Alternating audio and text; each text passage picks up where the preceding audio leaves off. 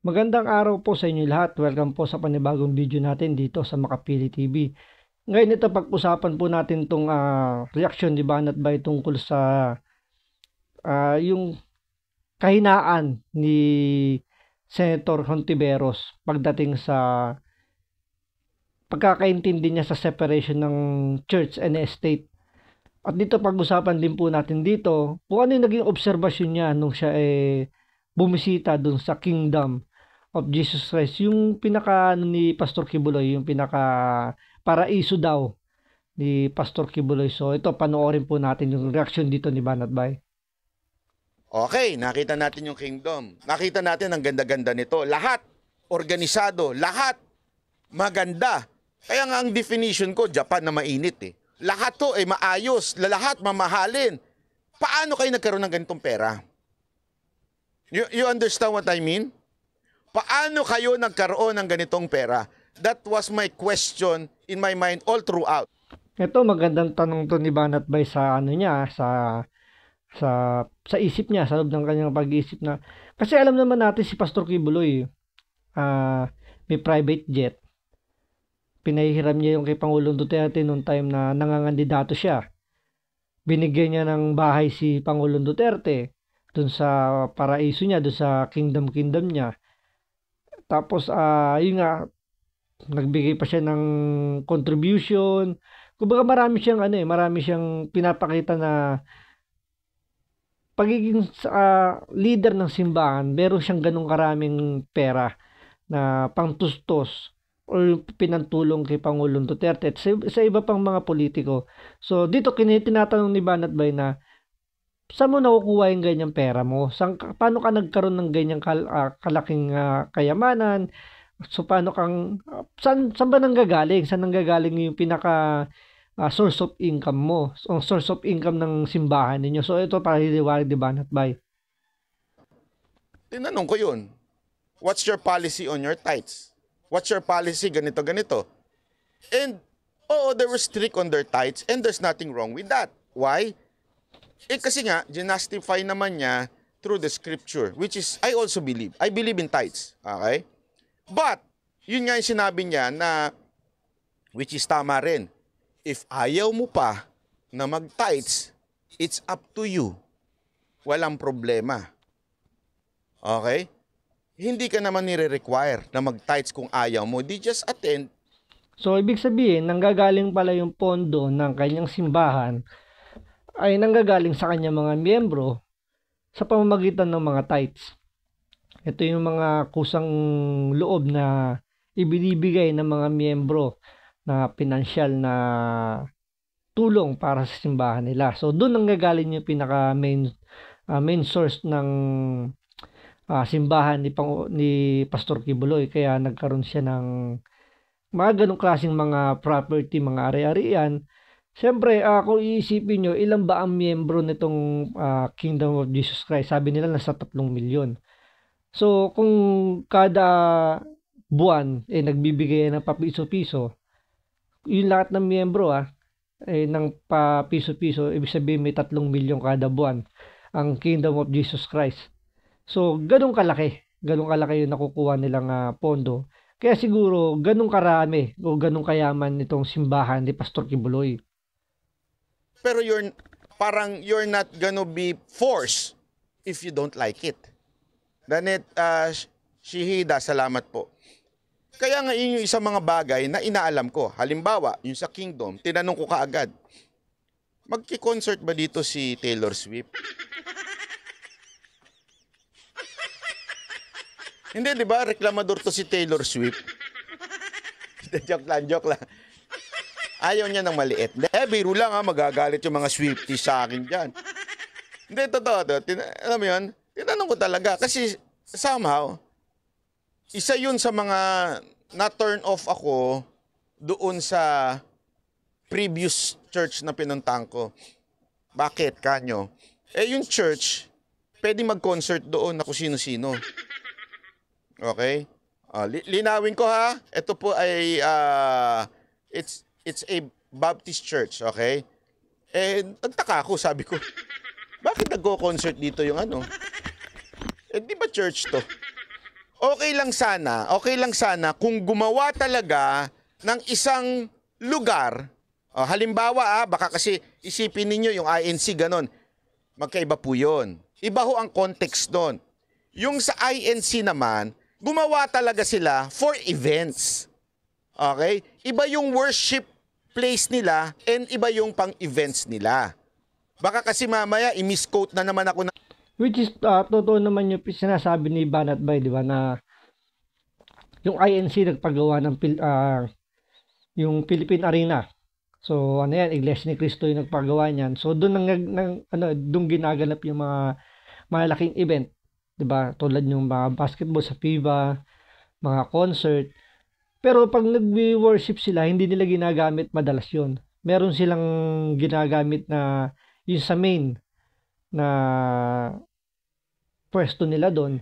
Doon sila, yun yung pinaka pang worship nila.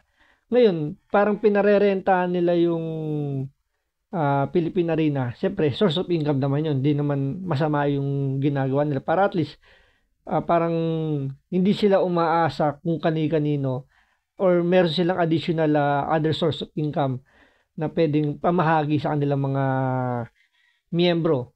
Para hindi lang mismo dun sa mga miyembro nang gagaling yung pinakapondo. So, meron pa silang outside na income. So, yun yung pinakapunto ni Banat Bay na na parang hiwalay yung worship sa event na pinanggagalingan. Kumbaga parang hindi nasasalaula yung yung pagiging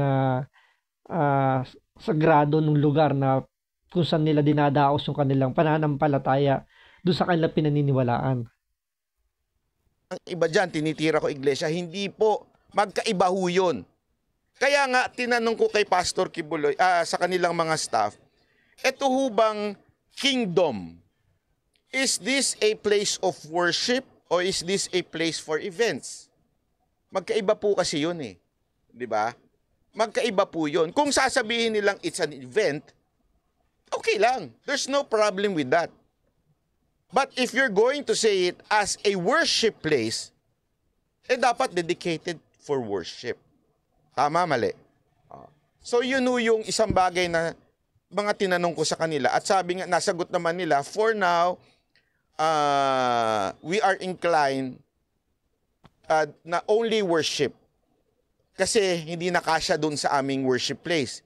Pinasok din po namin yung worship place nila. Maliit nga naman para sa ganong kalaking church. So yun yung mga tanong na inalam ko. Inalam ko din, bakit ang tagal? Kasi di ba ang tagal noon ginagawa kasi sobrang laki.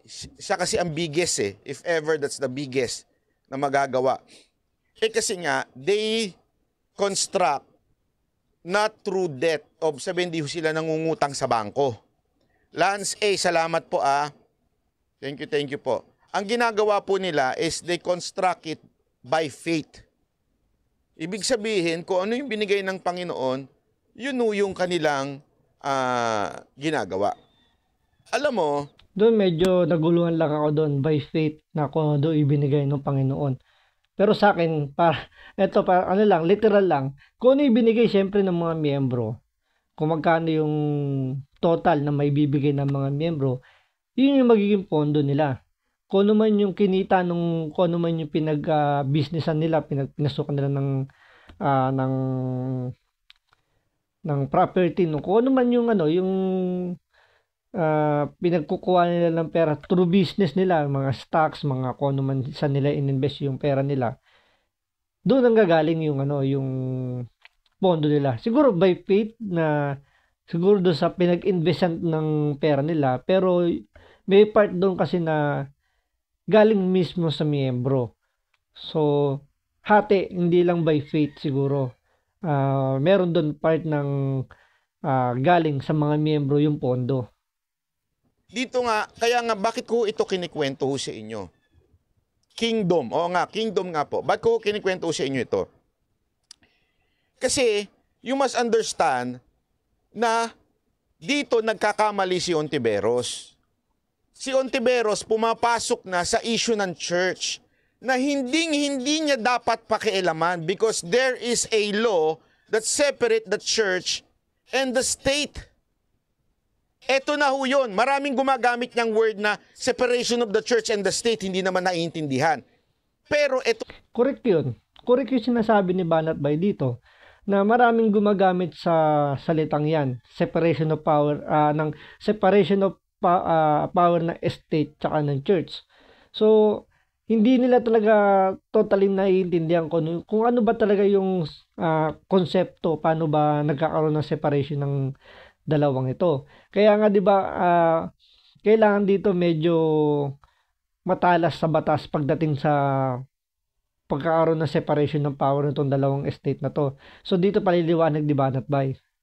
Ito na po yun. The separation of the church and the state, hindi mo pwedeng pakialaman ang mga rules and regulation ng church. If the church requires a tithe, wala kang pakialam. Matakot ka nga kung sasabihin nila sa'yo, hindi ka nire-require pero may ganyan sila. Yun na, totoo yung sabi ni Banat Bay, maganda yung punto niya. Matakot kayo na, halimbawa, yun nga, wala silang abuluyan, wala silang tithe sa ganyan. And yet, nakakapagpatayo sila ng ganong kalalaking mga infrastructure na tulad yun, yung mga pang-event, sa pag-ano nila, sa worship nila. Tapos lumalaki yung grupo nila ng... Siyempre, pag lumaki yung grupo nila, lalaki rin naman yung pwesto nila. So, doon kayo matakot na saan ba nanggagaling yung pondo nyo? Eh, wala naman kayong tithes. Diba? So, ibig sabihin, may pinanggagaling ang ibang pondo na aside doon sa... Di natin alam kung saan manggagaling, kung sa illegal ba or what. Diba? Yun yung mas nakakatakot. Kaya nga tama yung sinasabi ni Banat Bay. Anong galing yan? O halimbawa, yung mga Montero ng pare. Huwag na tayo maglokohan. Naalala niyo yun? Binigyan ng presidente, hindi ko na lang babanggitin kung sino, yung mga pare na mga Montero.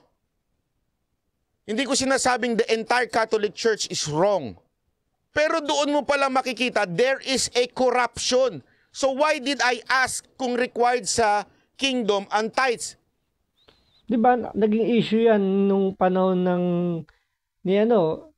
at ayaw sabihin ni Banat Bay kung kaninong administrasyon niya, pero nangyari yan, di ba? Sa Catholic Church na hindi pa nga Montero yun, Pajero, pero sasabihin naman ni Banat Bay, Pajero yun.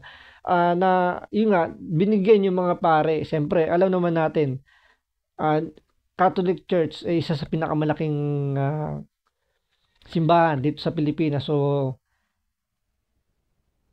na-encourage nila yung mga botante, ng mga pare, siyempre, andyan yung marami naman sumusunod pa rin naman doon. Siyempre, sila, pagdating na eleksyon, nagbibigay sila ng mga kusino, yung mga pwedeng iboto. So, meron silang mga binibigay ng mga kandidato na parang yun yung itinutulak nilang gusto nilang ipanalo. So, dahil doon, nagkakaroon ng korupsyon kasi andun na yung parang tinatanggalan muna ng kumbaga yung separation of ng church tsaka ng estate nawawala kasi nga nasasaklawan na rin ng gobyerno dahil yung yung ganung klaseng kalakaran na nagbibigay ng alam mo yung pajero nga. Siyempre magkano isang pajero, hindi naman niya mumura yung sasakyan. Isa sa mga luxury car din naman kahit paano yan. So andun yung di ba yung corruption na sinasabi ni Banat Bay. Kasi the question is, saan ba nanggagaling yung pera nyo? Galing ba yan sa mga ina-anoint ninyo na kandidato? O dahil galing sa inyo yan? Fidel Jumalin, salamat po Ay sorry, hindi pala Montero, Pajero pala, Pajero. Pasensya na. Luma na kasi yung Naintindihan niyo ibig ko sabihin? Kaya nga importante yun Hindi ko yung tinanong para questionin yung tithes nila. Tinanong ko po yun para alam natin, corrupt din ba kayo? Na yung pera ninyo nanggagaling sa mga politiko o sa gobyerno? Hindi Nanggagaling sa mga membro nila. And there is nothing wrong with that. At tinanong pa nga ni Boss Dada, ito pa yung matinding tanong ni Boss Dada, na gusto kong malaglag din sa upuan ko, namamalimos po ba kayo? Ito marami nagtatanong nga dito sa ano na to, dito sa tinanong ni Boss Dada na yun. Kahit naman ako, tinatanong ko rin sa sarili ko yun na, ba't parang require ba talaga na parang mamalimos? Alam niyo yung mga napupunta sa mga palengke, sa mga public places na nagbibigay sila ng mga salita ng Diyos, nangangaral sila tapos biglang may lalapit sa iyo, mga ngalabit nanghihingi ng tawag nila doon na parang ano, parang hindi mo masabi kung namamalis pero parang may tawag sila ron, di ko lang matanda. Basta yun, nanghihingi sila ng ah, hindi naman tulong eh, di ba? Hindi naman abulo yung tawag doon or what. Pero, di ba, nanghihingi sila ng pondo para sa simbahan daw. So, pero sabi nga ni Boss Dada, nanghihingi ng abuloy, parang ganon. So, yun yung magandang isasagot dito. Para medyo naliwanagan din ako, para maliwanagan din kayo, pakinggan ninyo kung ano yung sinagot ni Pastor Kibuloy, kung bakit, kung totoo daw ba na namamalimos din sila. May iba talaga mga banateros eh, mga tanungan ng mga banateros eh. Hindi, tinanong niya kasi kung requirement ba sa inyo yung nagbebenta, humihingi. Alam mo, walang kaabok-abok na sinagot ni Pastor Kibuloy yun. Oo, part of training yan ng mga member. Bawat isa sa amin dito, dumaan dyan. And remember yung pagsagot ni Pastor Kibuloy, nandun si Pangulong Duterte and si PRRD, pinatotohanan niya na dating mahirap si Pastor Kibuloy.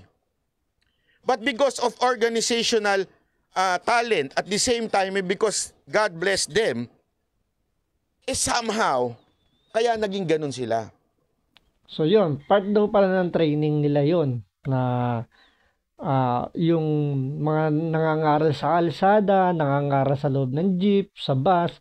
So part pala ng training yun. So yung hinihingi nilang abuluyan doon para sa simbahan nga naman. Tama nga naman yun na doon ang gagaling yung pondo nila. 'Di ba? Kasi itong mga nangangaral na to, alam ko may allowance lang, may allowance din naman tong mga to, hindi naman to talagang swelduhan.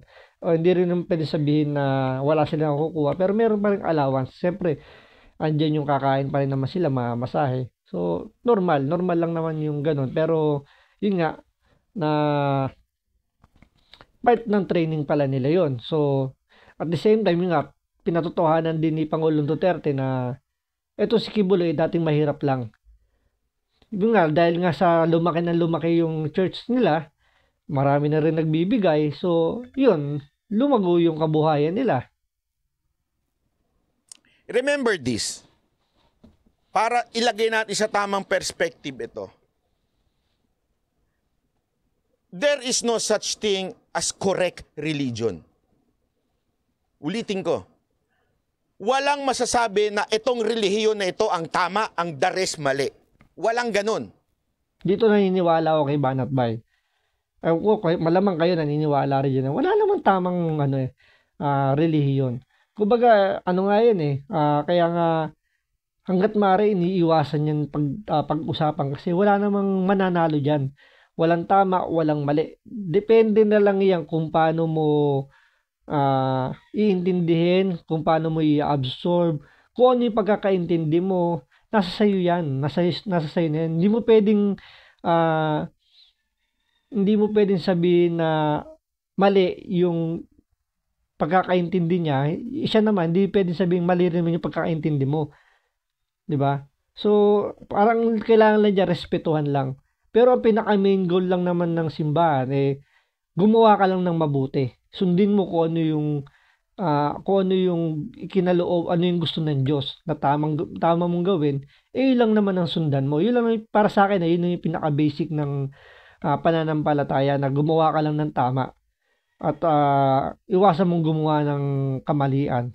So, pero hindi dapat natin pinagtatalunan kung ano yung tama at mali dun sa nakasulat o sa pagkakaintindi ng bawat isa dun sa nilalaman ng Biblia. So, tama rin si Banat Bay. Wala naman tama, walang mali sa relihiyon. When you go to the Lord, walang tatanong sa iyo ang Panginoon, sasabihin, anong relihiyon mo? Sang sekta ka? Walang ganun. It's always a personal question. Anong kinaugnayan nito dito sa KJC? Sa madaling salita, ganito lang po kasimple ho yan. Merong panuntunan o merong biblical principle na ibinigay ang ating Panginoon sa atin. Pag sinunod mo ito, hindi tatanong sa iyo ng Panginoon, ikaw ba membro nitong church na to? Ikaw ba ay membro ng itong iglesia na ito? Hindi yan ang tanong ng Panginoon. Pag sinunod mo yung sinasabi nga nilang principle from the Bible, you would reap kung ano yung tinanim mo. Tanungin ko sa inyo, bakit matagumpay ang Japan? Do they have a God? No! They're atheists. They don't like God. Pero bakit sila matagumpay? You know why? Because some of their values are more Christians than us Christians. Kaya tuloy, yung balik sa kanila, dahil sa kanilang tinanim. Mas may malasakit pa sila sa kapwa kaysa tayo mga mananampalataya kaysa sa kanila. You understand? So somehow, they were blessed because they follow some biblical principles. So what do I mean? Because KJC o Pastor Kibuloy follow some biblical o masasabi na nating theology na naandun sa Biblia, that's why they are blessed. Halimbawa, giving. Di ba sabi ho sa Biblia yan, giving, babalik sa iyo yan ng doble-doble. Challenge God. Kaya nga may kasabihan tayo, di ba? It's better to give than to receive. Ako naniniwala ako dun na it's better to give than to receive. Hayaan na lang natin yung Panginoon Diyos yung magbigay ng kung ano yung ibabalik sa atin, mas na nagbigay tayo. Kaya nga, siguro, somehow, sabi nga niya, tama, yung ginagawa ng Japan, nasa biblical din, sinusunod lang din nila yung kasabihan. Although wala silang sinusunod na relihiyon. So, maganda yung sinasabi dito ni Banat Bay. Aapaw, sabi nga.